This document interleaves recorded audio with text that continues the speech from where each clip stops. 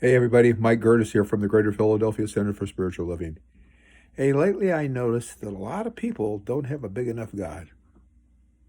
That doesn't mean to say they don't shout and pout and beat their chests about it, and do all kinds of prayer and supplications and all this kind of shouting about it.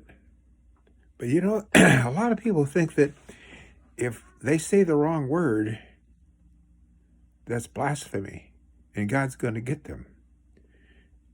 Some people think that if you question anything that one of the so-called prophets of their God says, that it's heresy, that you get into big trouble. That ain't my idea of God. See, my idea of God is one that it doesn't care what you think. What it cares is, are we loving? Are we expressing a greater idea of life and love? If we are, we're doing God's work. If we're not, we won't be around very long. Truth is, none of us are around very long anyway.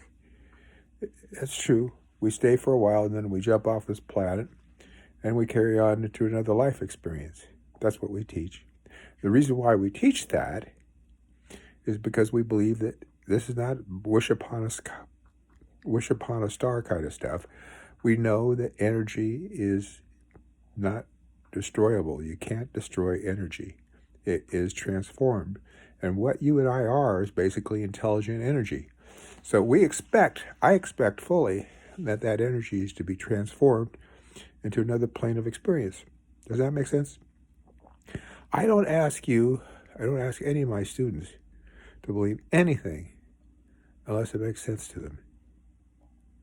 In fact, our teaching is not yours unless you try it out. I want you to be skeptical. I want you to question everything.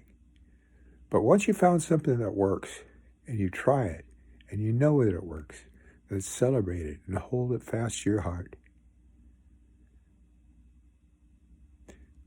So the question is, how big is your God?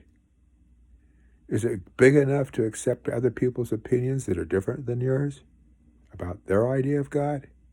Good. How big is your idea of God? Is it big enough to take a look at inevitability of death and not get freaked out about it? Good. How big is your idea of God? Is it big enough to know that your needs are always met?